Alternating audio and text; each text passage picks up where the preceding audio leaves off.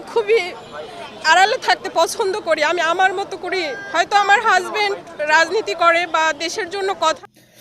আসসালামু আলাইকুম ওয়া রাহমাতুল্লাহ।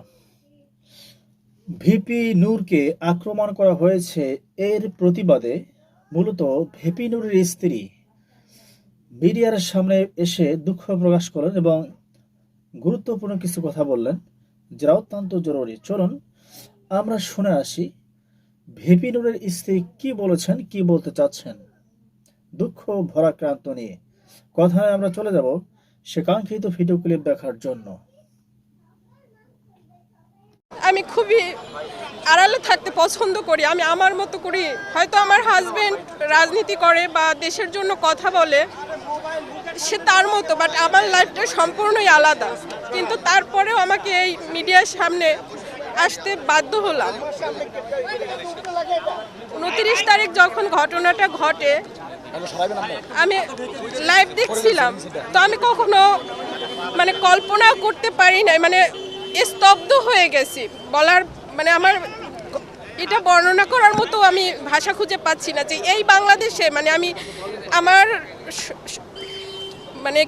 আমার ভাষায় আমি প্রকাশ করতে পারতেছি না যে এই বাংলাদেশে নূরের উপরে এই ধরনের গত 8 বছরে ফ্যাসিস্ট আমলেও এতটা নৃশংসভাবে ন্যাক্কারজনক হামলা ওর উপরে হয় নাই। ডাকসুতে ওর উপরে অবশ্যই হয়েছে, সেটাও কম না, বাট সেটা ছিল আওয়ামী ফ্যাসিস্ট, ছাত্রলীগ, যুবলীগ, আওয়ামী লীগের আমলে।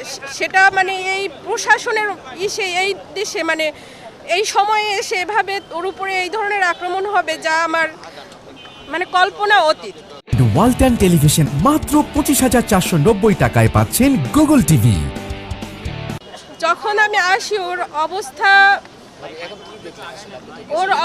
সেজন্যই ওর অবস্থাটার জন্যই আমার আবার আসা। আমি কখনো আসতে চাই নাই যে আমাকে আবার এই মিডিয়ার সামনে আসতে হবে, বাট ওর শারীরিক কন্ডিশনটা এখন এমন অবস্থায় এসে দাঁড়িয়েছে। প্রথমে আমাদেরকে ডক্টর করছিলেন, আশ্বস্ত করছিলেন যে আমরা 36 ঘন্টা তাকে অবজারভেশন করে তারপরে একটা জানাবো। বাট ওর উপরে এতটা করা হয়েছে, আঘাত করা হয়েছে শারীরিকভাবে, ওর ব্রেইনে এবং নাকে চোয়ালে যে ইগুলা হয়েছে, ইন্টারনালিও অনেক ওর মেরুদণ্ডে। আর এখন ওরা বলছিল যে ডক্টর বলছিলেন যে আমাদের 36 ঘন্টা পরে আমরা বলতে পারবো যে তার অবস্থাটা কি। বাট ওর জ্ঞান ফিরছে তাকায়, বাট ওর যে শারীরিক কন্ডিশন সেটা ওর আগে প্রথমে বলছিল তারা 36 ঘন্টা, তারপরে এখন তারা আমার মিডিয়ার সামনে আসা এজন্যই যে এখন তারা বলতেছে যে 72 ঘন্টা পর ছাড়া আমরা বলতে পারতেছি না। তার ও এখনও শঙ্কামুক্ত না, ওর শারীরিক কন্ডিশন এখনও স্টেবল না। তো ওই শঙ্কার জায়গাটা থেকে আমার মিডিয়ার সামনে আসা, আপনাদের মাধ্যমে আমি যারা আছে দেশবাসীর কাছে ওর জন্য দোয়া চাচ্ছি, যেন ওকে আল্লাহ তাড়াতাড়ি সুস্থতাই করেন। আর যারা এখন আছে তাদের কাছে আমার এইটা বার্তাটা পৌঁছানো যে ওকে উন্নত ট্রিটমেন্টের জন্য বাহিরে যাতে ওর চিকিৎসার ব্যবস্থাটা করা হয়, এটাই হলো আমার মেইন আশা।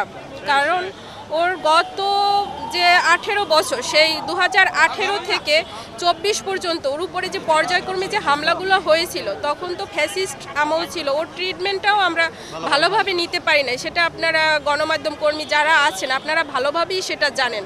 হসপিটালে পালিয়ে থেকে ওর ট্রিটমেন্টটা নেওয়া হয়েছিল, যার কারণে ওর ট্রিটমেন্ট ওই সময় শুধু হায়ার অ্যান্টিবায়োটিক দিয়ে ওর মোটামুটি একটা যে বলে পুরোপুরি ট্রিটমেন্টটা হয় নাই। সেই হামলার জন্য তো অবশ্যই বিচার চাচ্ছি, যে যারা দোষী তাদেরকে যেন অতি দ্রুত আইনের আওতায় আনা হয়, সঠিক বিচার যেন।